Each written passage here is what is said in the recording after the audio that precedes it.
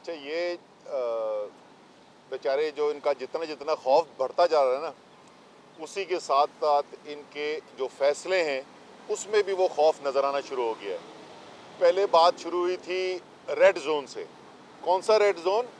वो वाला red zone जिसके अंदर इमरान खान ने वज़ीर आज़म होते हुए इसी PDM को इजाज़त दी कि आए यहाँ पर आके आप तकरीरें करना चाहते हैं और अपने बंदे लेके आना चाहते हैं तो बेशक इधर आ जाएं, और वहाँ पे वो रिकॉर्ड का हिस्सा है, तकरीरें हुई। फिर उधर से उन्होंने कहा कि 0 पॉइंट, वो 0 पॉइंट से बढ़ा के अब वो कहते हैं एयरपोर्ट।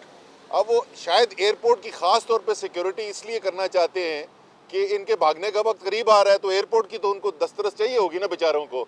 तो थोड़ा सा ये ज़रा खौफज़दा लोग जो है ना, इनके ऊपर ज़्यादा हाथ हल्का ज़रा सा रखा करें। वक्त इनका ख़त्म होने वाला है।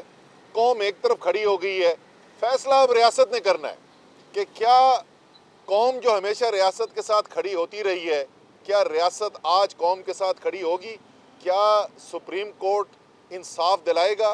क्या आज़म सबाती जो इस वक्त बैठे हुए हैं सुप्रीम कोर्ट के बाहर, क्या उनको इंसाफ मिलेगा? क्या अरशद शरीफ के कत्ल की तहकीकात होंगी? क्या जो मुल्क के अंदर तमाम इंसानी हकूक़ की धज्जियाँ उड़ाई जा रही हैं, कानून की धज्जियाँ उड़ाई जा रही हैं, क्या इसकी इजाज़त रहेगी? ये फैसले अब रियासत के करने के रह गए, अवाम तो अपना फैसला कर बैठी है। बहुत अच्छी कवरेज की है, ये मार्च की तो ज़बरदस्त कवरेज थी, बॉल की प्रॉब्लम सबसे बेस्ट थी। सबसे ज्यादा रील्स और सबसे ज्यादा रेटिंग के साथ बोल रहा नंबर 1। सब्सक्राइब करें और बेल दबाएं ताकि कोई खबर रह न जाए।